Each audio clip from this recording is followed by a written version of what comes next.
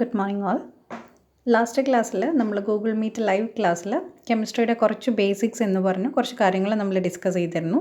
Chemistry ഡെഫിനിഷനും elements and കോമ്പൗണ്ട്സിൻ്റെ ഡെഫിനിഷനും അതുപോലെ simple എന്താണ് എന്ന കാര്യങ്ങളൊക്കെ നമ്മൾ കഴിഞ്ഞ ക്ലാസ്സിൽ ഡിസ്കസ് ചെയ്തിരുന്നു. അപ്പം ഈ ക്ലാസ്സിൽ കൂടെ നമ്മൾ കുറച്ച് കെമിസ്ട്രിയുടെ കുറച്ച് ബേസിക്സ് കാര്യങ്ങളും കൂടെ നമ്മൾക്ക് ഈ ഒരു സെമിസ്റ്ററിൽ ത്രൂ ഔട്ട് ആവശ്യം വരുന്ന കുറച്ച് കാര്യങ്ങളും കൂടെ നമ്മളൊന്ന് ഡിസ്കസ് ചെയ്ത് പോവാണ്. അതിൽ ഏറ്റവും ഇമ്പോർട്ടൻ്റ് ആയ കുറച്ച് കാര്യങ്ങളാണ് ഈ സെഷനിൽ ഇൻക്ലൂഡ് ചെയ്തേക്കുന്നത്. ഒന്ന് മോളിക്കുലർ ഫോർമുലയാണ്, എന്താണ് ഒരു കോമ്പൗണ്ടിൻ്റെ മോളിക്കുലർ ഫോർമുല. നെക്സ്റ്റ് ഒരു കോമ്പൗണ്ട് ഡിസോസിയേറ്റ് ചെയ്യുന്നത് എങ്ങനെയാണ്. പിന്നെ ആറ്റോമിക് വെയ്റ്റ്, മോളിക്കുലർ വെയ്റ്റ്, ഇവ രണ്ടും എന്താണ്. ഇത്രയും കാര്യങ്ങളാണ് നമ്മൾ ഈ ഒരു ബേസിക് കെമിസ്ട്രിയുടെ സെഷനിൽ നമ്മൾ ഡീൽ ചെയ്യാൻ പോകുന്നത്. അപ്പം അതിൽ ഏറ്റവും ആദ്യം നമ്മൾ നോക്കാൻ പോകുന്നത് മോളിക്കുലർ ഫോർമുലയാണ്. നമ്മൾ ഓൾറെഡി കഴിഞ്ഞ ക്ലാസ്സിൽ സിമ്പിളൊക്കെ പറഞ്ഞിരുന്നു. സിമ്പിൾ പറഞ്ഞ സമയത്ത് നമ്മൾ ഡീറ്റെയിൽ ആയിട്ട് പറഞ്ഞിരുന്നു. സിമ്പിൾ എന്നതുകൊണ്ട് എന്താണ് നമ്മൾ ഉദ്ദേശിക്കുന്നത്? ഒരു എലമെൻറ്റിനെ റെപ്രസെൻ്റ് ചെയ്യാനുള്ള ഏറ്റവും ഷോർട്ടസ്റ്റ് മെത്തേഡിനെ നമ്മൾ പറയുന്ന പേരാണ് സിമ്പിൾ. ഏറ്റവും ഷോർട്ടസ്റ്റ് റെപ്രസെൻറ്റേഷൻ ഓഫ് എൻ എലമെൻറ്റിനെ നമ്മൾ പറയുന്ന പേരാണ് സിമ്പിൾ. ഓക്കെ, അപ്പോൾ ഒരു എലമെൻറ്റിനെ റെപ്രസെൻ്റ് ചെയ്യാൻ ഏറ്റവും ഷോർട്ടായിട്ട് നമ്മൾ സിമ്പിൾ ഉപയോഗിക്കുമെങ്കിൽ ഒരു മോളിക്യൂളിനെ നമുക്ക് എങ്ങനെ ഏറ്റവും ഷോർട്ടായിട്ട് റെപ്രസെൻ്റ് ചെയ്യാം, അതാണ് നമ്മൾ ഈ മോളിക്കുലർ ഫോർമുല വഴി പറയാൻ പോകുന്നത്. അപ്പോൾ എന്താണ് മോളിക്കുലർ ഫോർമുല എന്ന് നോക്കാം. മോളിക്കുലർ ഫോർമുല എന്ന് വെച്ചാൽ ഒരു മോളിക്യൂളിനകത്ത്, ഒരു കോമ്പൗണ്ടിൻ്റെ ഒരു മോളിക്യൂളിനകത്ത് ഒരു എലമെൻറ്റിൻ്റെ എത്ര ആറ്റംസ് വീതം അടങ്ങിയിട്ടുണ്ട്. ഒരു കോമ്പൗണ്ട് നമുക്കറിയാം, രണ്ടോ അതിലധികമോ എലമെൻറ്റ് കമ്പൈൻ ചെയ്തിട്ടാണ് ഒരു കോമ്പൗണ്ട് ഉണ്ടാവുക. ആ കോമ്പൗണ്ടിൻ്റെ ഒരു സിംഗിൾ മോളിക്യൂളിൽ ഏതൊക്കെ എലമെൻ്റാണ് അടങ്ങിയിരിക്കുന്നത്, അതുപോലെ ആ എലമെൻറ്റിൻ്റെ ഓരോ ആറ്റംസും എത്ര നമ്പർ വീതമുണ്ട്, ഇതിനെക്കുറിച്ച് നമുക്ക് ക്ലിയർ കട്ടായിട്ട് ഒരു പിക്ചർ തരുന്ന റെപ്രസെൻറ്റേഷനാണ് molecular formula. Molecular formula gives the total number of atoms of each element present in a molecule. നമുക്ക് ഏറ്റവും സിമ്പിൾ എക്സാമ്പിൾ നോക്കാം. നമ്മൾ കഴിഞ്ഞ ക്ലാസ്സിലൊക്കെ കണ്ടതാണ് വാട്ടറിൻ്റെ മോളിക്കുലർ ഫോർമുലയാണ് H2O. H എന്ന് പറയുന്നത് ഹൈഡ്രജൻ്റെ സിമ്പിളാണ്, O എന്ന് പറയുന്നത് ഓക്സിജൻ്റെ സിമ്പിളാണ്. നമ്മൾ കഴിഞ്ഞ ക്ലാസ്സിൽ കണ്ടു. H2O എന്ന് പറഞ്ഞാൽ H എത്ര ആറ്റം ഉണ്ട്, ഹൈഡ്രജനും ഉണ്ട് ഓക്സിജനും ഉണ്ട്. നമുക്കതിൽ നിന്ന് കണ്ടപ്പോൾ മനസ്സിലായി, മോളിക്കുലർ ഫോർമുല കണ്ടപ്പോൾ നമുക്ക് മനസ്സിലായി H ഉണ്ട് Oയും ഉണ്ട്. ദാറ്റ് മീൻസ് ഹൈഡ്രജനും ഉണ്ട് ഓക്സിജനും ഉണ്ട്. എത്ര ഹൈഡ്രജൻ ആറ്റവും എത്ര ഓക്സിജൻ ആറ്റവും ഉണ്ട്? ഇറ്റ്സ് H2 ആണ് അല്ലേ. H2 ആണ് എന്ന് പറഞ്ഞാൽ അർത്ഥം ദർ ആർ 2 ഹൈഡ്രജൻ ആറ്റംസ്. അതുപോലെ ഒരു ഓക്സിജൻ ആറ്റം കൂടി ഇരിപ്പുണ്ട്. മൊത്തം എത്ര ആറ്റമായി? മൊത്തം ഒരു വാട്ടർ മോളിക്യൂളിനകത്ത് 3 ആറ്റം ഉണ്ട്. അതിൽ 2 ഹൈഡ്രജൻ ആറ്റവും 1 ഓക്സിജൻ ആറ്റവും ആണ്. അപ്പോൾ ഈ ഒരു സിമ്പിൾ മോളിക്കുലർ ഫോർമുല കണ്ടപ്പോൾ നമുക്ക് ഇത്രയും കാര്യങ്ങൾ മനസ്സിലായി. എന്തൊക്കെ മനസ്സിലായി? വാട്ടറിൻ്റെ മോളിക്കുലർ ഫോർമുല H2O ആണ് നമുക്കറിയാമെങ്കിൽ നമുക്കറിയാം അതിനകത്ത് ഒരു ഹൈഡ്രജൻ എന്ന് പറയുന്ന എലമെൻറ്റും ഉണ്ട്, ഓക്സിജൻ എന്ന് പറയുന്ന എലമെൻറ്റും ഉണ്ട്. ഹൈഡ്രജൻ എന്ന് പറയുന്ന എലമെൻറ്റിൻ്റെ 2 ആറ്റവും ഓക്സിജൻ എന്ന് പറയുന്ന എലമെൻറ്റിൻ്റെ 1 ആറ്റവും ആണുള്ളത്. അങ്ങനെ all together there R 3 atoms, 2 hydrogen atoms and 1 oxygen atoms. ഇതൊക്കെ നമുക്ക് ഏതിൽ നിന്നാണ് കിട്ടുന്നത്? ഈ മോളിക്കുലർ ഫോർമുല എന്ന് പറയുന്ന ഈ ഒരു ചെറിയൊരു റെപ്രസെൻറ്റേഷൻ എന്നാണ് നമുക്ക് ഇത്രയും ഒരു മോളിക്യൂളിനെ കുറിച്ചുള്ള ഡീറ്റെയിൽ കിട്ടുന്നത്. ഓക്കെ, ഇപ്പോൾ മോളിക്കുലർ ഫോർമുലയുടെ ഡെഫിനിഷനും അത് തന്നെയാണ്. It gives the total number of atoms of each element which is present in a molecule. അപ്പോൾ നെക്സ്റ്റ് നമുക്ക് നമ്മുടെ ഈ ഒരു സിലബസിൽ അത്യാവശ്യം വേണ്ടി വരുന്ന കുറച്ച് കോമ്പൗണ്ടിൻ്റെ മോളിക്കുലർ ഫോർമുല നോക്കിയിട്ട് പോകാം. അപ്പോൾ ആദ്യം ഞാൻ ഏറ്റവും സിമ്പിളായിട്ട് കൊടുത്തിരിക്കുന്നത് വാട്ടർ തന്നെയാണ്. വാട്ടറിൻ്റെ മോളിക്കുലർ ഫോർമുല ഓൾറെഡി നമ്മൾ കണ്ടു, ഇറ്റ്സ് H2O. രണ്ടാമത് ഒരു സിമ്പിൾ മോളിക്യൂളും കൂടെ കൊടുത്തിട്ടുണ്ട്, ഇറ്റ്സ് അമോണിയയാണ്. അമോണിയയുടെ മോളിക്കുലർ ഫോർമുല NH3 ആണ്. NH3.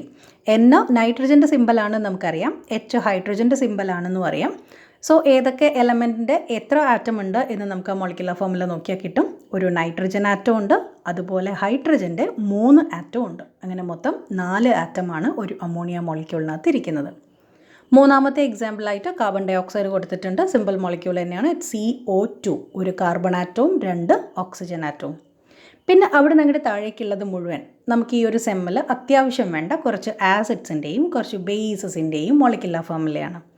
ഹൈഡ്രോക്ലോറിക് ആസിഡ് HCl, ഒരു ഹൈഡ്രജനും ഒരു ക്ലോറിനും. അടുത്തത് സൾഫ്യൂറിക് ആസിഡ് H2SO4. മൊത്തം എത്ര ആറ്റം ഉണ്ട്? മൊത്തം 7 ആറ്റം ഉണ്ട്. ഏതൊക്കെ ആറ്റമാണ് സൾഫ്യൂറിക് ആസിഡിനുള്ളത്? 2 hydrogen atom. It's H2 right. H2SO4 ആണ് 2 ഹൈഡ്രജൻ ആറ്റം, ഒരു സൾഫർ ആറ്റം, 4 ഓക്സിജൻ ആറ്റം. അങ്ങനെ all together there are 7 atoms അല്ലേ. 3 വ്യത്യസ്ത എലമെൻറ്റിൻ്റെ 7 ആറ്റമാണ് H2SO4ൻ്റെ ഒരു മോളിക്യൂളിനകത്തുള്ളത്, സൾഫ്യൂരിക് ആസിഡിൻ്റെ. Again nitric acid HNO3, phosphoric acid H3PO4. അങ്ങനെ നമുക്ക് കുറച്ച് വേണ്ട എല്ലാ കോമ്പൗണ്ട്സിൻ്റെയും ആസിഡ്സിൻ്റെയും മോളിക്യുലർ ഫോർമുല ഇവിടെ തന്നിട്ടുണ്ട്. അതിനകത്ത് oxalic acid H2C2O4 2H2O, acetic acid CH3COOH, അങ്ങനെ എല്ലാത്തിൻ്റെയും മോളിക്യുലർ ഫോർമുല തന്നിട്ടുണ്ട്. ഇനി താഴേക്ക് കുറച്ച് ബേസസും കൂടി തന്നിട്ടുണ്ട്. സോഡിയം ഹൈഡ്രോക്സൈഡാണ് ആദ്യത്തെ ബേസ്, NaOH. എത്ര ആറ്റം ഉണ്ട്? 3 ആറ്റം ഉണ്ട്. ഒരു സോഡിയം ആറ്റം, ഒരു ഓക്സിജൻ ആറ്റം, ഒരു ഹൈഡ്രോജൻ ആറ്റം. ഹൈഡ്രോക്സൈഡ് എന്ന് പറയുന്നത് ഒരു റാഡിക്കലാണ്, OH ആണ് ഹൈഡ്രോക്സൈഡ് റാഡിക്കൽ. OH സോഡിയത്തിൻ്റെ കൂടെ ചേർന്നുകൊണ്ട് സോഡിയം ഹൈഡ്രോക്സൈഡ് എന്നാണ് അത് വായിക്കുന്നത്. നെക്സ്റ്റ് അമോണിയം ഹൈഡ്രോക്സൈഡാണ്, NH4 അമോണിയമാണ് OH വന്ന hydroxide. It's NH4OH ammonium hydroxide. അങ്ങനെ അത്യാവശ്യം വേണ്ട കുറച്ച് ബേസസും പിന്നെ താഴെ ഒരു സോഡിയം ക്ലോറൈഡും കാൽഷ്യം കാർബണേറ്റും സോഡിയം കാർബണേറ്റും കൂടെ ഞാൻ ആഡ് ചെയ്തിട്ടിട്ടുണ്ട്. കുറച്ച് ബേസിക് ആയിട്ടുള്ള കോമ്പൗണ്ട്, നമുക്ക് അത്യാവശ്യം വേണ്ട കോമ്പൗണ്ട് തന്നെയാണ്. അതും കൂടെ ഈ ഒരു ലിസ്റ്റിൽ ഞാൻ ആഡ് ചെയ്തിട്ടുണ്ട്. അപ്പോൾ ഇത് നിർബന്ധമായിട്ട് നമുക്ക് അറിഞ്ഞിരിക്കേണ്ട കുറച്ച് കോമ്പൗണ്ട്സിൻ്റെ മോളിക്യുലർ ഫോർമുലയാണ്. എല്ലാവരും ബൈഹാർട്ട് ചെയ്ത് വെക്കണം. ഇതിനകത്ത് എപ്പോഴും നമുക്ക് യൂസ് ചെയ്യേണ്ടി വരുന്ന ഫോർമുലാസാണ്, നിർബന്ധമായിട്ടും അറിഞ്ഞു വയ്ക്കാം. നെക്സ്റ്റ് നമുക്ക് നോക്കാനുള്ളത് what is meant by dissociation of a compound. ഒരു കോമ്പൗണ്ടിൻ്റെ ഡിസോസിയേഷൻ എന്ന് വെച്ചാൽ എന്താണ്? ഓക്കെ, അപ്പോൾ അതിൽ ഡിസോസിയേഷൻ പറയാൻ നമുക്ക് ഏറ്റവും അടിയിൽ ഈ സ്ലൈഡിൻ്റെ ഏറ്റവും അടിഭാഗത്തേക്ക് വരാം. അവിടെ ഞാനൊരു ജനറൽ റിയാക്ഷൻ എഴുതിയിട്ടുണ്ട്. AB gives A++B-.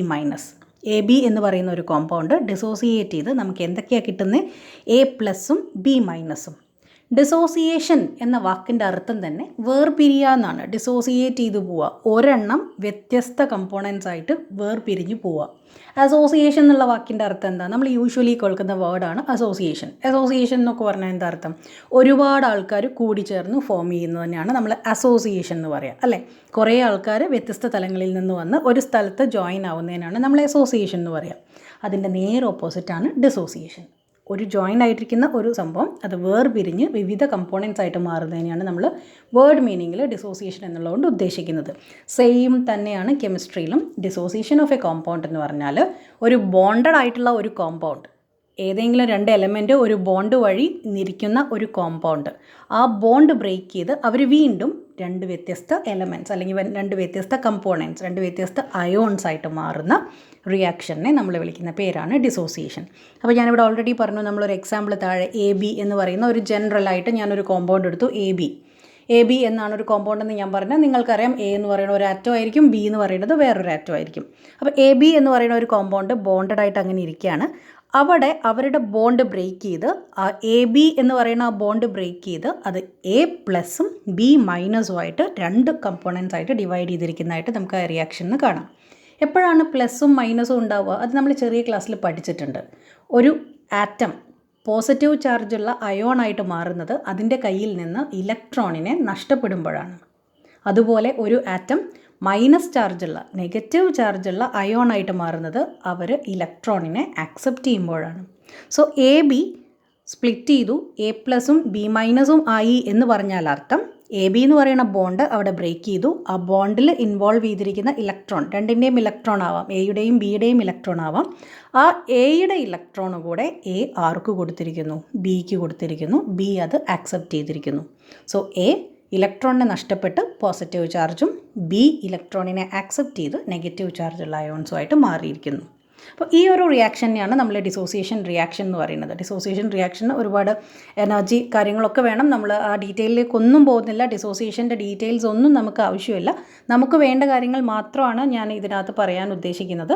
ഇത്രയും നമുക്ക് വേണ്ടു. ഒരു കോമ്പൗണ്ട് നമുക്ക് അറിയാവേണ്ട കുറച്ച് ആസിഡും കുറച്ച് ബേസസും, അത് ഡിസോസിയേറ്റ് ചെയ്താൽ വ്യത്യസ്ത ചാർജുള്ള കമ്പോണൻസ് കിട്ടും നമ്മൾ പറഞ്ഞു. അത് ഏതൊക്കെയാണെന്ന് നമുക്ക് അറിഞ്ഞിരിക്കണം. അത്യാവശ്യം വേണ്ട കുറച്ച് കോമ്പൗണ്ട്സ്, അത് ഡിസോസിയേറ്റ് ചെയ്താൽ എന്തൊക്കെ കമ്പോണൻസ് ആണ് നമുക്ക് കിട്ടുക, ഇത്രയും കാര്യങ്ങൾ മാത്രം നമ്മൾ അറിഞ്ഞിരുന്നാൽ മതി. എങ്കിലും ഡിസോസിയേഷൻ എന്താണെന്ന് ചോദിക്കുമ്പോൾ നമുക്ക് അറിഞ്ഞിരിക്കാൻ വേണ്ടി ഞാനൊരു ജസ്റ്റ് ഒരു ഡെഫിനിഷൻ മുകളിൽ തന്നിട്ടുണ്ട്. It's a general reaction in which a compounds breaks into 2 or more different components. ഒരു കോമ്പൗണ്ട് 2 or അതിലധികമോ കമ്പോണൻസ് ആയിട്ട് ബ്രേക്ക് ചെയ്യുന്ന ജനറൽ റിയാക്ഷനെ നമ്മൾ വിളിക്കുന്ന പേരാണ് ഡിസോസിയേഷൻ റിയാക്ഷൻ. ഒരു ജനറൽ ഫോർമുല താഴെ തന്നിട്ടുണ്ട്. ഓക്കെ, അപ്പോൾ ഇനി നമ്മുടെ ഈ ഒരു സെമ്മിൽ നമുക്ക് ഏറ്റവും അധികം അത്യാവശ്യം വേണ്ടി വരുന്ന കുറച്ച് ആസിഡിൻ്റെയും ബേസിൻ്റെയും ഡിസോസിയേഷനാണ് ഞാനിവിടെ ലിസ്റ്റ് ചെയ്ത് തന്നിരിക്കുന്നത്. ബൈഹാർട്ട് ചെയ്തേ പറ്റൂ, വേറെ ഓപ്ഷൻ ഇല്ല. ബൈഹാർട്ട് ചെയ്യാൻ കുറച്ച് എളുപ്പവഴികളൊക്കെ ഞാൻ പറഞ്ഞു തരാം, അതല്ലാതെ നിങ്ങളത് നിർബന്ധമായിട്ടും ബൈഹാർട്ട് ചെയ്തേ പറ്റൂ. അപ്പോൾ ഈ ലിസ്റ്റിൽ ഏറ്റവും ആദ്യം HCl ആണ്. HCl hydrochloric acid. Okay, HCl bond break ചെയ്യാണ്. HCl ഹൈഡ്രോക്ലോറിക് ആസിഡാണ്. അപ്പോൾ ആസിഡും ബേസും പറയുമ്പോൾ നമ്മൾ വളരെ പണ്ട് കാലം മുതൽ തന്നെ പറയുന്ന ഒരു ചെറിയൊരു കൺസെപ്റ്റിനെ മുൻനിർത്തിയാണ് ഞാനിതിൻ്റെ ഡിസോസിയേഷൻ പറയാൻ പോകുന്നത്. ആസിഡ് ബ്രേക്ക് ചെയ്ത് കഴിഞ്ഞാൽ, ആസിഡ് ഡിസോസിയേറ്റ് ചെയ്ത് കഴിഞ്ഞാൽ അതിൽ നിന്ന് ഒരു H+ കിട്ടും എന്നുള്ള വളരെ പ്രിമിറ്റീവ് ആയിട്ടുള്ള ഒരു കൺസെപ്റ്റ് ഉണ്ട്. ആസിഡ് ബ്രേക്ക് ചെയ്താൽ, ആസിഡിൻ്റെ ബോണ്ട് ബ്രേക്ക് ചെയ്ത് കഴിഞ്ഞാൽ അതിൽ നിന്ന് ഒരു H+ അയോണ് കിട്ടും. അതുപോലെ ബേസ് ഡിസോസിയേറ്റ് ചെയ്താൽ അതിൽ നിന്ന് ഒരു OH- അയോണ് കിട്ടും. ഈ രണ്ട് കൺസെപ്റ്റ് വെച്ചാണ് നമ്മളിത് എക്സ്പ്ലെയിൻ ചെയ്യാൻ പോകുന്നത്. ഞാൻ ഡീറ്റെയിൽ ആയിട്ട് പറഞ്ഞു പോവാം, നിങ്ങൾ ശ്രദ്ധിക്കുക. അപ്പോൾ ഇതിൽ ഏറ്റവും ആദ്യം ആസിഡാണ്. ആസിഡ്സ് മാത്രമാണ് തന്നെ, പിന്നെ പകുതിക്ക് അങ്ങോട്ട് ബേസസുമാണ് തന്നിരിക്കുന്നത് ഈ ലിസ്റ്റിൽ. അപ്പോൾ HCl ഹൈഡ്രോക്ലോറിക് ആസിഡാണ്. അത് ബ്രേക്ക് ചെയ്യാണ്. HCl ഹൈഡ്രജൻ്റെയും ക്ലോറിൻ്റെ ഇടയ്ക്കുള്ള ബോണ്ട് ബ്രേക്ക് ചെയ്ത് ഹൈഡ്രജൻ ഇലക്ട്രോണിനെ വിട്ടുകൊടുക്കുന്നു, ക്ലോറിൻ ആക്സെപ്റ്റ് ചെയ്യുന്നു. അങ്ങനെ ഹൈഡ്രജൻ H+ അയോണായിട്ട് മാറുന്നു, കാരണം അയാളുടെ കയ്യിൽ നിന്ന് ഇലക്ട്രോൺ പോയി. ക്ലോറിൻ Cl- അയോണായിട്ട് മാറുന്നു, കാരണം അയാൾ ഇലക്ട്രോണിനെ ആക്സെപ്റ്റ് ചെയ്തു. അപ്പോൾ നമുക്ക് ആ ഇലക്ട്രോണിക് കൺസെപ്റ്റ് ഒന്നും വേണ്ട, നമ്മൾ ജസ്റ്റ് HCl ബ്രേക്ക് ചെയ്തു, അതിൽ നിന്ന് നമുക്ക് എന്തൊക്കെ കിട്ടി? H+ കിട്ടി, Cl- കിട്ടി. ഓക്കെ, അപ്പോൾ HCl എന്ന് പറയുന്ന ആ ഒരു കോമ്പൗണ്ട് ചാർജ് ഒന്നുമില്ല, ന്യൂട്രലാണ് അല്ലേ? നിങ്ങൾക്കറിയാം, നമ്മൾ HCl എഴുതുന്നുള്ളൂ, അതിൻ്റെ കൂടെ പ്ലസോ മൈനസോ ഒന്നും ഇടുന്നില്ല. Because it is neutral. ഒരു കോമ്പൗണ്ട് ഓൾവേസ് ന്യൂട്രലാണ്, ചാർജ് ഒന്നുമില്ല, പ്ലസും അല്ല മൈനസും അല്ല, ചാർജ് 0 ആണ്. അപ്പോൾ അത് ബ്രേക്ക് ചെയ്യുമ്പോൾ അതിനകത്തുനിന്ന് എത്ര പോസിറ്റീവ് ഉണ്ടോ അത്ര തന്നെ മൈനസും വേണമല്ലോ, എങ്കിൽ മാത്രമല്ലേ ഒരാൾ ന്യൂട്രലായിരിക്കുള്ളൂ. ന്യൂട്രലായിരിക്കുന്ന ഒരാളടുത്തുനിന്ന് എത്ര പോസിറ്റീവ് പുറത്തേക്ക് പോകുന്നുണ്ടോ അത്ര തന്നെ നെഗറ്റീവും പുറത്തേക്ക് പോയേ പറ്റും. ഓക്കെ, എങ്കിൽ മാത്രമേ അയാൾ ന്യൂട്രലായിട്ട് ഇരുന്നു എന്നുള്ളതിന് തെളിവുള്ളൂ. ഓക്കെ, അപ്പോൾ HCl ന്യൂട്രലായിരുന്നു, അയാൾ ഡിസോസിയേറ്റ് ചെയ്തപ്പോൾ നമുക്ക് ഹൈഡ്രജൻ H+ ആയിട്ട് മാറി, ക്ലോറിൻ Cl- ആയിട്ട് മാറി. H+ എന്ന് പറഞ്ഞാൽ ചാർജ് എത്രയാണ്? വെറുതെ പ്ലസ് എന്ന് എഴുതിയാൽ ചാർജ് +1 ആണ്. അതുപോലെ വെറുതെ മൈനസ് എന്ന് എഴുതിയാൽ ചാർജ് -1 ആണ്. ഹൈഡ്രജൻ്റെ ചാർജ് +1, ക്ലോറിൻ്റെ ചാർജ് -1. +1ഉം -1ഉം കൂടെ കമ്പൈൻ ചെയ്താൽ വിൽ ബി ഗെറ്റിംഗ് HCl. അതിൻ്റെ ചാർജ് 0 ആണ്, ന്യൂട്രലാണ്. അപ്പോൾ ന്യൂട്രൽ ആയിട്ടുള്ള ഒരു കോമ്പൗണ്ട് ബ്രേക്ക് ചെയ്താൽ ഞാൻ പറഞ്ഞു എത്ര പോസിറ്റീവ് ഉണ്ടോ അത്ര തന്നെ ആരും വേണം, അത്ര തന്നെ മൈനസും വേണം. സോ HCl ഹൈഡ്രോക്ലോറിക് ആസിഡ് ഒരു ആസിഡാണ്. ആസിഡിന് H+ കിട്ടും എന്നുള്ള കൺസെപ്റ്റിൽ നിന്നാണ് നമ്മളിത് മുന്നോട്ട് കൊണ്ടുപോകുന്നത്. ഒരു H+ എന്ന് പറഞ്ഞാൽ ഒരു പോസിറ്റീവ് ചാർജാണ്. സോ Clന് ഒരു മൈനസ് ചാർജും ഉണ്ടാവും. ഓക്കെ, നമ്മൾ ആ രീതിക്കാണ് പഠിക്കുന്നത്. വാലൻസി കൺസെപ്റ്റ് വെച്ചാണ് ഇത് കൃത്യമായിട്ട് എക്സ്പ്ലെയിൻ ചെയ്തു പോകുന്നത്. നമുക്കിവിടെ വാലൻസി കാര്യങ്ങളൊന്നും പഠിക്കാനില്ലാത്തതുകൊണ്ട് നമ്മൾ ആ കൺസെപ്റ്റിലേക്ക് ഒന്നും പോവാതെ ഈ ഡിസോസിയേറ്റ് ചെയ്ത് എന്തൊക്കെ കിട്ടും എന്ന് അറിഞ്ഞിരിക്കാൻ വേണ്ടി മാത്രം കുറച്ച് കാര്യങ്ങൾ പറഞ്ഞു പോവാണ്. ഓക്കെ, അപ്പോൾ വാലൻസി കൺസെപ്റ്റിക്കോ എത്രയാണോ ഓരോ ആറ്റത്തിൻ്റെ വാലൻസിയോ ഈ കാര്യങ്ങളിലൊന്നും നമ്മൾ നോക്കുന്നില്ല. ജസ്റ്റ് ആ ഡിസോസിയേഷൻ, അത് കഴിഞ്ഞ് ഏതൊക്കെ കമ്പോണൻസ് ആണ് കിട്ടുന്നത്. അപ്പോൾ ഹൈഡ്രോക്ലോറിക് ആസിഡ് ഞാൻ പറഞ്ഞു H+ഉം Cl- ആയിട്ട് ഡിസോസിയേറ്റ് ചെയ്യുന്നു. രണ്ടാമത്തെ ആസിഡായിട്ട് ഞാൻ തന്നിരിക്കുന്നത് സൾഫ്യൂരിക് ആസിഡാണ്. സൾഫ്യൂരിക് ആസിഡിൻ്റെ formula H2SO4. Okay, H2SO4 again ആസിഡാണ്. എന്ത് കിട്ടണം? H+ കിട്ടണം അല്ലേ? H2SO4 ആണ്. എത്ര ഹൈഡ്രജൻ ഉണ്ട്? H2 ആണ്. 2 ഹൈഡ്രജൻ ഉണ്ട്. ഒരു ആസിഡിൽ ഒരു ഹൈഡ്രജനാണുള്ളതെങ്കിൽ ഒരു H+ കിട്ടും. നമ്മൾ ഹൈഡ്രോക്ലോറിക് ആസിഡിൽ കണ്ടു. ഇവിടെ സൾഫ്യൂരിക് ആസിഡിൽ 2 ഹൈഡ്രജൻ ഇരിക്കുന്നുണ്ട്. H2 എന്ന് താഴെ എഴുതിയത് കണ്ടില്ലേ? H2SO4 ആണ്. 2 ഹൈഡ്രജൻ ഇരിക്കുന്നുണ്ട്. സ്വാഭാവികമായും എത്ര H+ കിട്ടും? H2 ആയതുകൊണ്ട് 2 H+ കിട്ടും. ഓക്കെ, 2 H+ കിട്ടും. അപ്പോൾ നമ്മൾ അവിടെ വെച്ച് ആ ബ്രേക്കിംഗ് അവിടെ വെച്ച് നോക്കുകയാണ്. H2+ എന്ന് എഴുതി വെക്കരുത്. H2 എന്ന് പറഞ്ഞാൽ 2 ഹൈഡ്രജൻ ആറ്റമാണ്. അപ്പോൾ 2 ഹൈഡ്രജൻ 2 H+ ആയിട്ടാണ് പുറത്തേക്ക് പോവുക. സോ 2H+ എന്ന് തന്നെ എഴുതണം. 2H+ഉം H2+ഉം ഒന്നല്ല. നിങ്ങൾ എപ്പോഴും പരീക്ഷയ്ക്ക് തെറ്റിക്കുന്നത് അങ്ങനെയാണ്. 2H+ എന്ന് എഴുതുന്നതിന് പകരം നേരെ തിരിച്ച് H2+ എന്ന് എഴുതി വെക്കും. ബ്രേക്ക് ചെയ്യല്ലേ, H2SO4 ബ്രേക്ക് ചെയ്യല്ലേ, H2ൻ്റെ അവിടെ ബ്രേക്ക് ചെയ്തു, H2+ഉം SO4 എന്ന് എഴുതി വെക്കും. അത് തെറ്റാണ്, ഒരിക്കലും അങ്ങനെ എഴുതരുത്. ഇറ്റ്സ് 2H+ ആണെന്ന് തന്നെ എഴുതുക, 2H+. ഇനി നമുക്ക് ബാക്കി നോക്കാം. H2 എന്നുള്ളത് നമ്മൾ റൈറ്റിക്ക് മാറ്റി 2H+ എന്ന് എഴുതി. ഇനി ബാക്കിയിരിക്കുന്നത് SO4 ആണ്. ഓക്കെ, ആ SO4ൻ്റെ മുകളിൽ നിങ്ങൾ നോക്കിയാൽ കാണാം ഒരു 2- ചാർജ് ഇട്ടിട്ടുണ്ട്. അപ്പോൾ അത് ശരിക്കും അത് സൾഫേറ്റ് റാഡിക്കലാണ്. സൾഫേറ്റ് റാഡിക്കലിൻ്റെ വാലൻസിയാണ് 2, അതുകൊണ്ടാണ് അവിടെ 2- ഇട്ടിരിക്കുന്നത്. അങ്ങനെ സൾഫേറ്റ് റാഡിക്കലിൻ്റെ വാലൻസി 2 ആയതുകൊണ്ടാണ് അയാളുടെ കൂടെ 2 ഹൈഡ്രജൻ ആഡ് ചെയ്ത് H2SO4 ഫോം ചെയ്യേണ്ടി വന്നത്. അതാണ് അതിൻ്റെ ആക്ച്വൽ സൈഡ്. പക്ഷെ നമ്മൾ അങ്ങനെ വാലൻസി നോക്കി, സൾഫേറ്റ് റാഡിക്കൽ നോക്കി, ഓരോ റാഡിക്കലിൻ്റെയും വാലൻസി പഠിക്കലൊന്നും ഇപ്പോൾ പോസിബിൾ അല്ല. അത് മുമ്പത്തെ റിവിഷൻ സിലബസിൽ ഉണ്ടായിരുന്നു, റാഡിക്കലും വാലൻസിയും ഒക്കെ ഉണ്ടായിരുന്നു. അന്ന് ഡീറ്റെയിൽ ആയിട്ട് നമുക്ക് പോകുമായിരുന്നു. പക്ഷേ ഈ സിലബസിൽ അത്രയ്ക്കൊന്നും ഡീറ്റെയിൽ ആയിട്ട് ഇല്ലാത്തത് കൊണ്ട് നമ്മൾ H2SO4ൻ്റെ ഡിസോസിയേഷൻ മാത്രമേ നമ്മുടെ പോയിന്റ് ഓഫ് ഇൻട്രസ്റ്റ് എന്നുള്ളത് കൊണ്ട് അത് മാത്രമേ ഞാൻ പറയുന്നുള്ളൂ. വളരെ എളുപ്പത്തിൽ മനസ്സിലാക്കാനാണ് ശ്രദ്ധിക്കുക. 2H+ ആണ് സൾഫ്യൂരിക് ആസിഡ് ഡിസോസിയേറ്റ് ചെയ്തപ്പോൾ നമുക്ക് കിട്ടിയത് 2H+, അല്ലേ? ഒരു H+ന് ഒരു പോസിറ്റീവ് ചാർജാണ്. സോ 2H+ ഉണ്ടെങ്കിൽ 2 പോസിറ്റീവ് ചാർജാണ് ഉണ്ടാവുക. ശരിയല്ലേ? മുകളിൽ H+ എഴുതി, നമ്മൾ ഹൈഡ്രോക്ലോറിക് ആസിഡിൽ H+ എഴുതിയിരുന്നു. ഒരു H+ ഉണ്ടായിരുന്നുള്ളൂ. ഇവിടെ അങ്ങനത്തെ എത്ര H+ ഉണ്ട്? അങ്ങനത്തെ 2H+ ഉണ്ട്. 2H+ എന്ന് പറഞ്ഞാൽ മൊത്തം എത്ര പോസിറ്റീവ് ചാർജായി? മൊത്തം 2 പോസിറ്റീവ് ചാർജായി. അതിന് കോമ്പൻസേറ്റ് ചെയ്യാൻ, അതിന് കറസ്പോണ്ടിങ് ആയിട്ട് നെഗറ്റീവ് ചാർജും വേണ്ടേ? അപ്പോൾ നമ്മൾ SO4ൻ്റെ മുകളിൽ ഒരു 2- ചാർജ് ഇട്ട് കൊടുത്ത് ഓർത്ത് വയ്ക്കുകയാണ്. SO4ൻ്റെ മുകളിൽ വരുന്ന ചാർജ് എത്രയായിരിക്കും? 2-. ഓർത്ത് വയ്ക്കാൻ എളുപ്പത്തിന് മാത്രം പറയുകയാണ്. അത് തെറ്റായിട്ടൊന്നും പഠിച്ചു വയ്ക്കരുത്. അത് റാഡിക്കലിൻ്റെ വാലൻസി അനുസരിച്ചാണ് കോമ്പിനേഷനൊക്കെ വരുന്നത്. പക്ഷേ ഇത് ഓർത്ത് വയ്ക്കാൻ, എഴുതാൻ നിങ്ങൾക്ക് എളുപ്പത്തിന് വേണ്ടി മാത്രമാണ് പറയുന്നത്. H2SO4 ഡീകമ്പോസ് ചെയ്ത് 2H+ കിട്ടും. പ്ലസ് SO4ൻ്റെ മുകളിൽ എങ്ങനെ 2- ചാർജ് ഇടുന്നത് എന്നുള്ളത് ഓർത്ത് വയ്ക്കാൻ എളുപ്പത്തിനാണ് ഞാൻ പറഞ്ഞത്. 2H+, 2 പോസിറ്റീവ് ആയതുകൊണ്ട് നമ്മൾ SO4ന് 2- കൊടുത്തു. ഓക്കെ. മൂന്നാമത്തെ ആസിഡ് നൈട്രിക് ആസിഡാണ്. HNO3 ആണ് അതിൻ്റെ ഫോർമുല. HNO3 ഡീകമ്പോസ് ചെയ്യുന്ന സമയത്ത്, അത് ഡിസോസിയേറ്റ് ചെയ്യുന്ന സമയത്ത് ഒരു ഹൈഡ്രജനേ ഉള്ളൂ. സോ ഒരു H+, പ്ലസ് ബാക്കിയുള്ള റാഡിക്കൽ NO3 ആണ്. എത്ര വരും? മൈനസ്. ഇവിടെ എത്ര പ്ലസ് ചാർജ് ഉണ്ട്? ഒരു H+ അല്ലേ ഉള്ളൂ, ഒരു പ്ലസ് ചാർജ് അല്ലേ ഉള്ളൂ. സോ NO3ൻ്റെ മുകളിൽ ഒരു minus. Okay. Next one carbonic ആസിഡാണ്. H2CO3. നമ്മൾ സൾഫ്യൂരിക് ആസിഡ് പറഞ്ഞ പോലെ തന്നെ, ഒരു സംശയവുമില്ല. സൾഫ്യൂരിക് ആസിഡ് എങ്ങനെയാണോ പറഞ്ഞ് അതുപോലെ തന്നെ H2CO3 ആണ്. H2CO3 ആകുമ്പോൾ 2 ഹൈഡ്രജൻ ഉണ്ട്. So will be getting 2H+. പിന്നെ ബാക്കി എന്താ ഉള്ളത്? ബാക്കി ഒരു CO3 ഉണ്ട്. ചാർജ് എത്ര വരും? 2 പോസിറ്റീവ് ചാർജ് ഉണ്ട്. സോ CO3ൻ്റെ മുകളിൽ എത്ര മൈനസ് ചാർജ് വരും? It's 2-. Okay. Next one oxalic ആസിഡാണ്. H2C2O4 2H2O. H2C2O4 2H2O.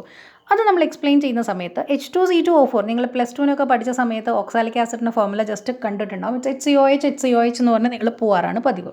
പക്ഷേ ഇവിടെ ആക്ച്വലി H2C2O4ൻ്റെ കൂടെ, മീൻസ് ഓക്സാലിക് ആസിഡിൻ്റെ കൂടെ എപ്പോഴും 2 വാട്ടർ മോളിക്യൂൾസും കൂടി ഉണ്ടാവും. വാട്ടർ മോളിക്യൂൾസ് ഓഫ് ഹൈഡ്രേഷൻ എന്നാണ് അതിനെ പറയുക. അപ്പോൾ അതുപോലെയുള്ള ഒരുപാട് കോമ്പൗണ്ട്സ് ഉണ്ട്. 3 വാട്ടർ മോളിക്യൂൾ, 5 എണ്ണം വരുന്നത്, 7 എണ്ണം വരുന്നത് ഒക്കെ ഉണ്ട്. വാട്ടർ മോളിക്യൂൾ എന്ത് ചെയ്യും? ഈ H2C2O4ൻ്റെ തൊട്ടടുത്തായിട്ട് അവിടെ ഇങ്ങനെ നിൽക്കുവാണ്. 2 വാട്ടർ മോളിക്യൂൾ അറ്റാച്ച് ചെയ്ത് നിൽക്കും. ബോണ്ടൊന്നുമില്ല അവർ തമ്മിൽ. H2C2O4ഉം വാട്ടർ മോളിക്യൂളും തമ്മിൽ ബോണ്ടൊന്നുമില്ല. പക്ഷേ ഒരു ബോണ്ട് ഉള്ളതുപോലെ എപ്പോഴും ഈ H2C2O4ന് ചുറ്റുമായിട്ട് ഒരു 2 വാട്ടർ മോളിക്യൂൾ നിൽക്കുന്നതായിട്ട് സങ്കല്പിക്കാം.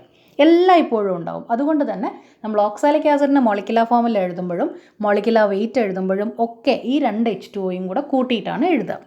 ഓക്കെ. അപ്പോൾ H2C2O4ൻ്റെ മോളിക്കുലർ ഫോമിൽ എന്താണെന്ന് ചോദിച്ചാൽ നിങ്ങൾ എപ്പോഴും പറയാം H2C2O4 2H2O. ഓക്കെ. ബോണ്ട് അല്ലെങ്കിലും ആ 2 വാട്ടർ മോളിക്യൂളും കൂടെ ചേർത്ത് പറയാം. ഇപ്പോൾ ഇനി നമ്മൾ ഇവിടെ നോക്കാൻ പോകുന്നത് ഡിസോസിയേഷൻ ആണ്, ബോണ്ട് ബ്രേക്കിംഗ് ആണ്, അല്ലേ? ഒരുപാട് എനർജി വേണ്ട ഒരു പ്രോസസ്സാണ്. അപ്പോൾ ഈ എനർജി വേണ്ട ഈ ഒരു പ്രോസസ്സൊക്കെ വരുമ്പോഴേക്കും തൊട്ടടുത്ത് വെറുതെ നിന്നിരുന്ന വാട്ടർ മോളിക്യൂൾ പെട്ടെന്ന് മാറിപ്പോവും. അതിന് അങ്ങനെ ബ്രേക്ക് ചെയ്യേണ്ട ആവശ്യമൊന്നുമില്ല, കാരണം അവർ തമ്മിൽ ബോണ്ടൊന്നുമില്ല. അയാൾ പെട്ടെന്ന് മാറിപ്പോവും 2 വാട്ടർ മോളിക്യൂൾ. പിന്നെ ആക്ച്വൽ ബ്രേക്കിംഗ് വരുന്നത് H2C2O4ന് മാത്രമാണ്. വാട്ടർ മോളിക്യൂൾ ജസ്റ്റ് അവിടെ നിന്ന് മാറിപ്പോയി. ഇനി H2C2O4ന് മാത്രമാണ് ആക്ച്വൽ ബ്രേക്കിംഗ് വരുന്നത്. അപ്പോൾ നമുക്ക് സൾഫ്യൂരിക് ആസിഡ് പറഞ്ഞ പോലെ തന്നെ പറയാമല്ലോ. H2C2O4 ആണ്, 2 ഹൈഡ്രജൻ ഉണ്ട്. സോ ഞാൻ ഇപ്പുറത്ത് 2H+ എഴുതി. പിന്നെ എന്ത് റാഡിക്കലാണ് ബാക്കി? ഓക്സലൈഡ് റാഡിക്കൽ C2O4 റാഡിക്കലാണ് ബാക്കിയുള്ളത്. C2O4 എഴുതി. എത്ര മൈനസ് ചാർജ് വരും? 2H+ ഉണ്ട്, 2 പോസിറ്റീവ് ചാർജ് ഉണ്ട്. സോ അതിന് കറസ്പോണ്ടിങ് ആയിട്ട് 2 മൈനസ് ചാർജ് വരും. ഓക്കെ. അടുത്തത് മൂന്നാമത്തെ ഒരു വെറൈറ്റി ഉള്ളത് ഫോസ്ഫോറിക് ആസിഡാണ്. H3PO4. അഗെയിൻ സിമ്പിളാണ്. H3 ഉണ്ട്, 3H+ കിട്ടും. ആസിഡിൽ നിന്ന് 3H+ കിട്ടും. ബാക്കി PO4 ആണ്. ചാർജ് എന്ത് വരും? 3+ ആണ് ഹൈഡ്രജൻ. സോ അവിടെ 3- വരും. ഓക്കെ, അപ്പോൾ ആസിഡ്സ് കഴിഞ്ഞു. ഇത്രയും ആസിഡ്സ് ആണ് നമുക്ക് അറിഞ്ഞു വെക്കേണ്ട, ഡിസോസിയേഷൻ അറിഞ്ഞു വെക്കേണ്ട കുറച്ച് ആസിഡ്സ്. ഇനി താഴെ NaOH മുതൽ ബേസസ് ആണ്. NaOH മുതൽ സോഡിയം ഹൈഡ്രോക്സൈഡ്, OH- എന്ന് പറയുന്നതാണ് ഈ ഹൈഡ്രോക്സൈഡ് അയോൺ. താഴെ എല്ലാ ബേസിലും നിങ്ങൾക്ക് കാണാം OH- കാണാം, OH കാണാം. അതിനെയാണ് നമ്മൾ ഈ ഹൈഡ്രോക്സൈഡ് അയോൺ എന്ന് പറയുക. അപ്പോൾ ഞാൻ നിങ്ങളുടെ അടുത്ത് ആദ്യം പറഞ്ഞു, ആസിഡ് ആണെങ്കിൽ അയാൾ എപ്പോഴും H+ തരും. അപ്പോൾ മുകളിൽ നിങ്ങൾക്ക് എല്ലാ എക്സാമ്പിളും നോക്കിയാൽ കാണാം, എല്ലാ ആസിഡിൽ നിന്നും നമുക്ക് എന്ത് കിട്ടുന്നുണ്ട്? H+ കിട്ടുന്നുണ്ട്. അതുപോലെ ഈ ബേസ് ആണെങ്കിൽ NaOH മുതലുള്ള താഴേക്ക് എഴുതിയിരിക്കുന്ന ബേസ് ആണെങ്കിൽ അതിൽ നിന്ന് വളരെ പ്രിമിറ്റീവ് കൺസെപ്റ്റാണ്, കൺസെപ്റ്റൊക്കെ ഒരുപാട് മാറിയിട്ടുണ്ട്. പക്ഷെ എന്നാലും നമ്മൾ ആ പ്രിമിറ്റീവ് കൺസെപ്റ്റിൽ സ്റ്റിക്ക് ഓൺ ചെയ്തുകൊണ്ട് പറയുവാണ്, NaOH ബ്രേക്ക് ചെയ്യുന്ന സമയത്ത് അല്ലെങ്കിൽ ഒരു ബേസ് ഡിസോസിയേറ്റ് ചെയ്യുന്ന സമയത്ത് അതിനകത്തുനിന്ന് നമുക്കൊരു OH- കിട്ടും. ഓക്കെ, അപ്പോൾ ഞാൻ ആദ്യം OH-, ആദ്യം Na അല്ല നോക്കണേ, ആദ്യം OH- നോക്കിയിട്ട് എഴുതാൻ പോവാണ്. NaOH ബ്രേക്ക് ചെയ്തു. NAയുടെയും OHൻ്റെയും ഇടയ്ക്കാണ് ബ്രേക്കിംഗ് വരുന്നത്. എത്ര OH ഉണ്ട്? ഒരു OH ഉള്ളൂ. OHൻ്റെ ചാർജ് -1 ആണ്. അപ്പോൾ ഞാൻ ആ OH- ആദ്യം റൈറ്റ് സൈഡിൽ എഴുതി. ഇനി ലെഫ്റ്റ് സൈഡിൽ സോഡിയം എഴുതണം, Na എഴുതണം. സോഡിയത്തിൻ്റെ സിമ്പലാണ് Na. Na എഴുതി. Sodium actually first group element ആണ്, പക്ഷേ അങ്ങനെയൊന്നും നമുക്ക് പുറത്ത് വയ്ക്കാൻ നിർവാഹമില്ല. നമ്മൾ ജസ്റ്റ് OHൻ്റെ എണ്ണം നോക്കിയിട്ട് അവിടുത്തെ ചാർജ് അങ്ങ് എഴുതി ഡിസോസിയേഷൻ എന്നുള്ള പാർട്ട് ക്ലിയർ ചെയ്യാൻ പോവാണ്. ഓക്കെ, ഒരു OH അല്ലേ ഉള്ളൂ Naൻ്റെ കൂടെ, സോഡിയം ഹൈഡ്രോക്സൈഡിൽ ഒരു OH അല്ലേ ഉള്ളൂ, ഒരു -1 അല്ലേ ഉള്ളൂ. അപ്പോൾ സോഡിയത്തിൻ്റെ മുകളിൽ നമ്മൾ എത്ര പോസിറ്റീവ് ചാർജ് കൊടുക്കാൻ പോവാണ്? സോഡിയത്തിന് +1 കൊടുക്കാൻ പോവാണ്. Okay, actual group valency concept ഒന്നും നമ്മൾ നോക്കണില്ല, ജസ്റ്റ് OHൻ്റെ എണ്ണം നോക്കി നമ്മൾ ആ ഡിസോസിയേഷൻ എന്നുള്ള പരിപാടി തീർക്കാൻ പോവാണ്. രണ്ടാമത്തെ എക്സാമ്പിൾ നോക്കൂ. ബേസിസിൽ കാൽഷ്യം ഹൈഡ്രോക്സൈഡാണ്. കാൽഷ്യം ഹൈഡ്രോക്സൈഡിൻ്റെ ഫോർമുല വരുന്നത് CaOH ആണ്. 2 എണ്ണം ട്വൈസ്. എത്ര OH ഉണ്ട്? 2 OH ഉണ്ട്. ഞാനത് അപ്പം തന്നെ റൈറ്റ് സൈഡിലേക്ക് എഴുതി. എത്ര OH? 2 OH-. പിന്നെ ഇപ്പുറത്ത് നമുക്ക് കാൽഷ്യം എഴുതണം അല്ലേ? കാൽഷ്യത്തിന് എത്ര ചാർജ് വരും? ഒരു OH- ഒരു മൈനസ് ചാർജ്. സോ 2 OH- ഉണ്ടെങ്കിൽ 2 മൈനസ് ചാർജ്. സോ കാൽഷ്യത്തിൻ്റെ മുകളിൽ നമ്മൾ അത് കോമ്പൻസേറ്റ് ചെയ്യാൻ എത്ര പോസിറ്റീവ് ചാർജ് എഴുതും? 2+ എന്ന് എഴുതും, 2 പോസിറ്റീവ്. ഓക്കെ, ഞാൻ വീണ്ടും പറയുന്നു, വാലൻസി കൺസെപ്റ്റാണ്, അതൊന്നും ഇവിടെ പറയുന്നില്ല, ഇത് ഓർത്ത് വയ്ക്കാൻ എളുപ്പത്തിന് മാത്രം പറയുവാണ്. ഓക്കെ, നെക്സ്റ്റ് മെഗ്നീഷ്യം ഹൈഡ്രോക്സൈഡാണ്. അഗെയിൻ കാൽഷ്യം ഹൈഡ്രോക്സൈഡൊക്കെ പറഞ്ഞ പോലെ തന്നെ മെഗ്നീഷ്യം ഹൈഡ്രോക്സൈഡും MgOH ആണ്. 2 എണ്ണം ഉണ്ട്. So 2 OH-. മെഗ്നീഷ്യത്തിൻ്റെ മുകളിൽ എത്ര പോസിറ്റീവ് ചാർജ് വരും? 2 OH ഉണ്ടായിരുന്നുകൊണ്ട് 2-. സോ മെഗ്നീഷ്യത്തിൻ്റെ മുകളിൽ 2+, 2 പോസിറ്റീവ്. അതുപോലെ തന്നെയാണ് ബേരിയം ഹൈഡ്രോക്സൈഡും, ഞാൻ അതിന് ഡീറ്റെയിൽ ആയിട്ട് പറയുന്നില്ല. അടുത്ത എക്സാമ്പിൾ നോക്കുക. ഇറ്റ്സ് AlOH- ആണ്. Aluminium hydroxide. എത്ര OH ഇരിക്കുന്നുണ്ട്? 3 OH ഇരിക്കുന്നുണ്ട്. 3 OH-. ഓക്കെ, 3 OH ഉള്ളത് കൊണ്ട് 3 മൈനസ് ചാർജാണ്. സോ അലൂമിനിയത്തിൽ പ്ലസ് ആയിട്ട് ഞാൻ Al3+ എന്നെഴുതി. ക്ലിയർ ആണല്ലോ? അപ്പോൾ ഇത്രയുമാണ് ബേസസ് വരുന്നത്. ബാക്കി Na2CO3 K2CO3 വീക്ക് ബേസസ് ആണ്, അത് വേറെ കൺസെപ്റ്റാണ്, ഞാനിപ്പോൾ ഒന്നും പറയുന്നില്ല. ഇത്രയും ജസ്റ്റ് മനസ്സിലാക്കി വയ്ക്കാം. മുകളിൽ പറഞ്ഞിരിക്കുന്ന ഫോസ്ഫോറിക് ആസിഡ് വരെയുള്ള ആസിഡ്സിൻ്റെ ഡിസോസിയേഷനും അലൂമിനിയം ഹൈഡ്രോക്സൈഡ് വരെയുള്ള ഡിസോസിയേഷനും നമ്മൾ ജസ്റ്റ് നോക്കി. H+ എത്രയുണ്ട് അതിനനുസരിച്ച് നമ്മൾ റാഡിക്കലിൻ്റെ ചാർജ് എഴുതി. ആസിഡിൽ ബേസസിൽ OH- എത്രയുണ്ട് അതിനനുസരിച്ച് കാറ്റയോണിൻ്റെ ചാർജും നമ്മൾ എഴുതി. ഓക്കെ, ആക്ച്വൽ കൺസെപ്റ്റിക്കോ കെമിസ്ട്രി ഡീറ്റെയിൽസിലേക്കോ ഒന്നും ഞാൻ പോയിട്ടില്ല. എനിക്ക് നിങ്ങളോട് ചോദിക്കുന്ന സമയത്ത് HCl എങ്ങനെ ഡിസോസിയേറ്റ് ചെയ്യും എന്ന് ചോദിക്കുമ്പോൾ നിങ്ങൾ എനിക്ക് കൃത്യമായിട്ട് ആൻസർ പറഞ്ഞു തരണം. അതുപോലെ കാർബോണിക് ആസിഡ് എങ്ങനെയാണ് ഡിസോസിയേറ്റ് ചെയ്യുക എന്ന് ഞാൻ ചോദിക്കുമ്പോൾ എനിക്ക് കൃത്യമായിട്ട് മറുപടി വേണം. ഇറ്റ്സ് 2H++ CO3 2- എന്ന് എല്ലാവരും പറയണം. അത് ഓർത്ത് വയ്ക്കാനുള്ള എളുപ്പത്തിന് വേണ്ടി മാത്രമാണ് ഞാൻ ഈ രീതിയിൽ പറഞ്ഞു തന്നത്. ഓക്കെ, ആ ലിസ്റ്റിനകത്ത് ഒരു 2 എണ്ണം കൂടി ഉണ്ട്. ലാസ്റ്റ് സോഡിയം കാർബണേറ്റും പൊട്ടാസ്യം കാർബണേറ്റും ആണ്. നമ്മുടെ ലാബ് സ്റ്റാർട്ട് ചെയ്യുന്ന സമയത്ത്, പ്രാക്ടിക്കൽ വർക്ക്സ് സ്റ്റാർട്ട് ചെയ്യുന്ന സമയത്ത് നമുക്ക് അതിൻ്റെ ഡീറ്റെയിൽസിലേക്ക് പോവാം. അതിന് മുമ്പ് കുറച്ച് ആസിഡ് ബേസ് കൺസെപ്റ്റൊക്കെ കൂടി പറഞ്ഞാലേ നിങ്ങൾക്ക് അത് എന്തിനാണ് അവിടെ വെച്ചിരിക്കുന്നതെന്നൊക്കെ മനസ്സിലാവുകയുള്ളൂ. അതിപ്പോൾ തൽക്കാലം ഞാൻ അതിൻ്റെ ഡീറ്റെയിലേക്കൊന്നും പോകുന്നില്ല. നിങ്ങൾ ഈ ലിസ്റ്റ് ബൈഹാർട്ട് ചെയ്യണം. ബൈഹാർട്ട് ചെയ്യാൻ ഓർത്ത് വയ്ക്കാൻ ഉള്ള എളുപ്പത്തിന് വേണ്ടി മാത്രമാണ് ഞാൻ ഇങ്ങനെ കാര്യങ്ങൾ പറഞ്ഞത്. തെറ്റ് പഠിച്ചു വയ്ക്കരുത്. ഞാൻ ഓൾറെഡി പറഞ്ഞു, ഈ രീതിയിലല്ല എക്സ്പ്ലനേഷൻ ഡീറ്റെയിൽ ആയിട്ട് നമ്മുടെ class normal regular class start ചെയ്യുന്ന സമയത്ത് ഞാൻ ഡീറ്റെയിൽ ആയിട്ട് പറഞ്ഞു തരാം. ഡൗട്ടുള്ളവർക്കൊക്കെ പറഞ്ഞുതരാം. ഇപ്പോൾ ഈ ഡിസോസിയേഷൻ അറിയാൻ വേണ്ടി മാത്രം നിങ്ങളുടെ കയ്യിൽ വയ്ക്കാം. Okay, next concept atomic weight ആണ്. അഗെയിൻ ഞാൻ വീണ്ടും പറയുന്നു, നമ്മൾ ആക്ച്വൽ കെമിസ്ട്രിയിലേക്കൊന്നും പോവാതെ വേർഡ് ബൈ വേർഡ് മീനിങ് നോക്കിയിട്ട് പോവാണ്. ആറ്റോമിക് വെയ്റ്റ് വേർഡ് മീനിങ്ങിൽ നിങ്ങൾക്ക് എന്താ മനസ്സിലായ? ആറ്റോമിക് വെയ്റ്റ് എന്ന് പറഞ്ഞാൽ ഒരു ആറ്റത്തിൻ്റെ വെയ്റ്റ് എന്നാണ്. ഓക്കെ, സിമ്പിൾ കൺസെപ്റ്റിൽ ഞാൻ പറയാം, ഒരു ആറ്റത്തിൻ്റെ വെയ്റ്റ്. വേറെ ഒരു ഡീറ്റെയിൽസിലേക്കും പോവാതെ ഞാൻ പറയാണ്, ഒരു ആറ്റത്തിൻ്റെ വെയ്റ്റ്. ഒരു എലമെൻറ്റിൻ്റെ ആറ്റത്തിൻ്റെ ആവറേജ് വെയ്റ്റിനെ നമ്മൾ വിളിക്കുന്ന പേരാണ് atomic weight. Okay, it's defined as the weight of an atom of an element. Okay, average weight of an atom of an element is known as atomic weight. ഇനി നമുക്ക് അത്യാവശ്യം ഈ ഒരു മൊഡ്യൂളിനകത്ത് ഡീൽ ചെയ്യേണ്ടി വരുന്ന കുറച്ച് എലമെൻസിൻ്റെ ആറ്റമിക് വെയിറ്റ് ഞാനിവിടെ list ചെയ്ത് തന്നിട്ടുണ്ട്. അതിലേറ്റവും ആദ്യം ഹൈഡ്രജൻ എന്ന് പറയുന്ന എലമെൻറ്റിൻ്റെ ആറ്റം വെയിറ്റ് ആണ് തന്നിരിക്കുന്നത്. ആറ്റമിക് വെയിറ്റ് ഹൈഡ്രജൻ്റെ വരുന്നത് 1 gram ആണ്. രണ്ടാമത്തത് നോക്കൂ, കാർബൺ ആണ്. കാർബണിൻ്റെ ആറ്റോമിക് വെയിറ്റ് വരുന്നത് 12 gram ആണ്, 12 gram. അപ്പോൾ നിങ്ങളൊന്ന് ഓർത്ത് നോക്കൂ, ഈ ആറ്റം മോളിക്യൂൾ എന്നൊക്കെ പറഞ്ഞാൽ കണ്ണുകൊണ്ട് നോക്കിയാൽ കാണാത്ത സബ്സ്റ്റൻസസ് ഇതാണ്, സ്പീഷീസസ് ആണ് അല്ലേ. ഈ ഒരു കണ്ണുകൊണ്ട് നോക്കിയാൽ കാണാത്ത സാധനങ്ങൾക്ക് 1 ഗ്രാമും 12 ഗ്രാമും ഒക്കെ വെയിറ്റ് ഉണ്ടാവും എന്ന് പറഞ്ഞാൽ നമ്മുടെ കൺസെപ്റ്റിന് അത് ലോജിക്കിന് ഓക്കെയല്ല അല്ലേ, ശരിയല്ലേ. ഇപ്പം നിങ്ങളോട് ഞാൻ പറഞ്ഞു ആറ്റം മോളിക്യൂളൊന്നും നമുക്ക് കണ്ടുകൊണ്ട് കാണാൻ നോക്കിയാൽ പറ്റില്ല. എന്നാൽ ഇപ്പം ഞാൻ ആറ്റമിക് വെയിറ്റ് നിങ്ങളോട് പറഞ്ഞപ്പോൾ ഞാൻ പറഞ്ഞു ഒരു ഹൈഡ്രജൻ ആറ്റത്തിൻ്റെ വെയിറ്റാണ് 1 gram, ഒരു കാർബൺ ആറ്റത്തിൻ്റെ വെയിറ്റാണ് 12 gram. അത് ജസ്റ്റ് ഒന്ന് പറയാം. ഈ ഒരു ഹൈഡ്രജൻ, ഒരു കാർബൺ എന്നൊക്കെ ഞാൻ ഇവിടെ പറയുമ്പോൾ ഞാൻ ഒരു കെമിസ്റ്റ് എന്നുള്ള രീതിയിൽ നമ്മൾ 1 എന്ന് ഉപയോഗിക്കുമ്പോൾ അത് മാത്തമാറ്റിക്കലി പ്യുവർ 1 അല്ല, കണക്കിൽ നമ്മൾ പറയുന്ന ഒന്നല്ല.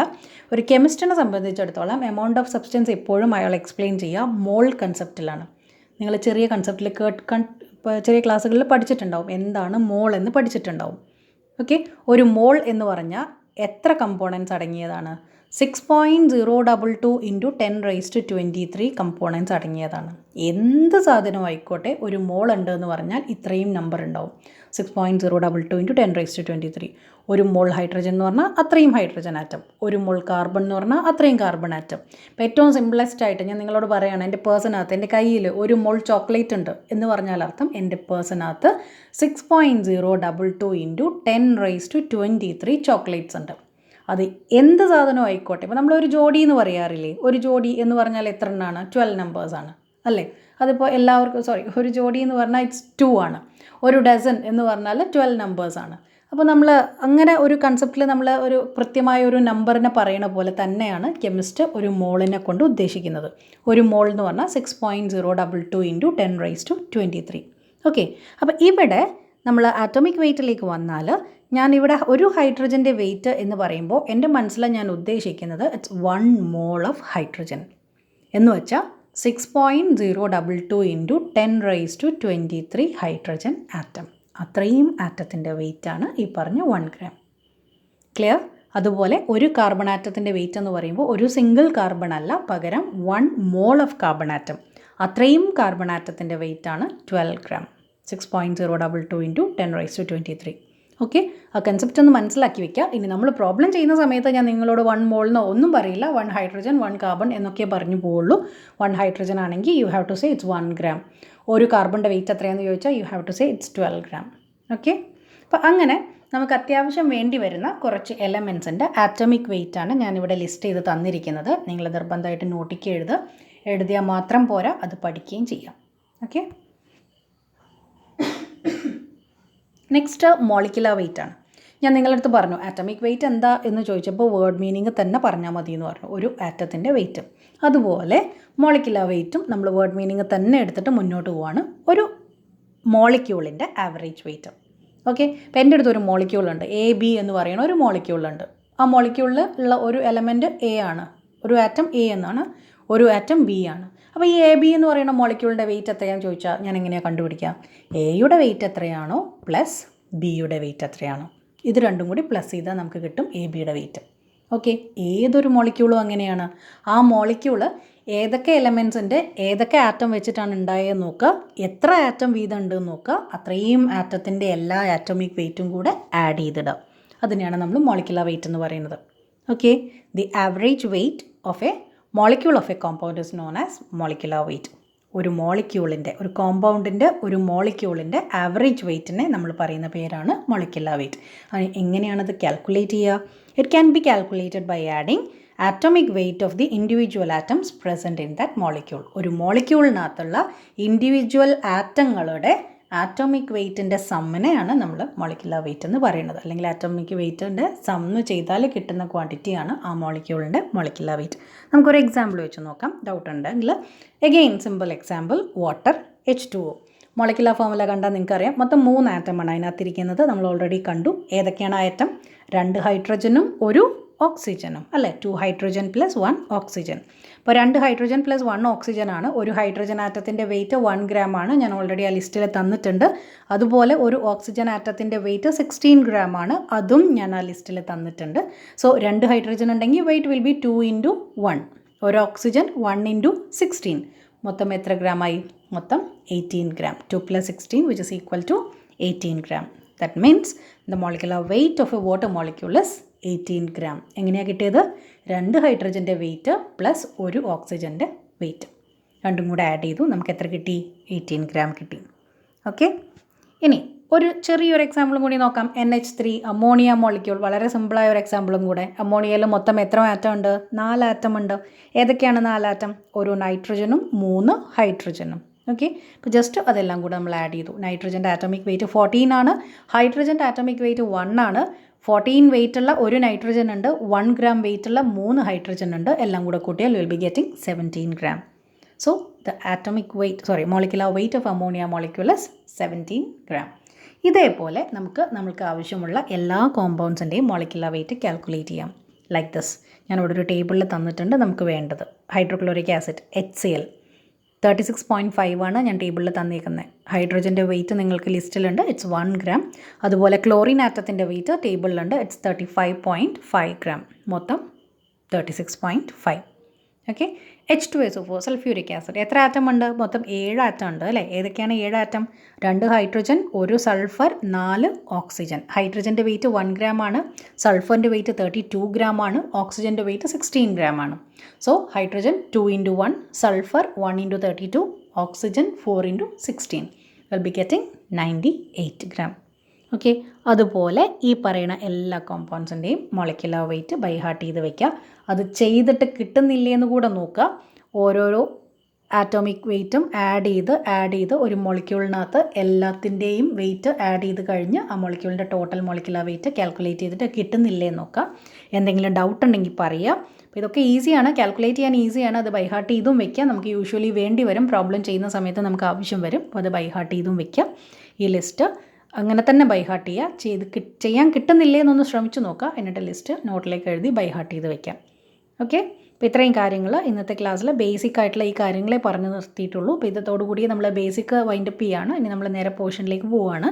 അപ്പോൾ അതുകൊണ്ട് ഇത്രയും കാര്യങ്ങളൊന്ന് എല്ലാവരും ഫസ്റ്റത്തെ ബേസിക് സെഷൻ 1ഉം ഇപ്പോൾ അപ്ലോഡ് ചെയ്ത വീഡിയോ സെഷൻ 2ഉം രണ്ടും ഒന്ന് ശരിക്കും വായിച്ച് മനസ്സിലാക്കി വയ്ക്കുക. അടുത്ത ക്ലാസ് മുതൽ ഞാൻ 10th ആയിരുന്നു, ഞാൻ 10th കഴിഞ്ഞ് കോമേഴ്സിന് പോയി, സയൻസ് ആയിട്ടുള്ള കണക്ഷൻ വിട്ടുപോയി എന്നൊന്നും ആരും പറയണ്ട. നമുക്ക് വേണ്ട കാര്യങ്ങളൊക്കെ ഈ ബേസിക് ക്ലാസ്സിൽ ഇൻക്ലൂഡ് ചെയ്തിട്ടുണ്ട്. അതെല്ലാം പ്യോർ നോട്ടായിട്ട് നിങ്ങളുടെ കയ്യിലുണ്ട്. അപ്പോൾ ഇതിൻ്റെ നോട്ട് നിങ്ങൾ കൃത്യമായിട്ട് ഈ വീഡിയോ നോക്കി നിങ്ങളുടെ നോട്ടിലേക്ക് എഴുതിയെടുക്കുക. എന്തെങ്കിലും ഡൗട്ട് ഉണ്ടെങ്കിൽ ഷെയർ ചെയ്യാം. Okay, thank you.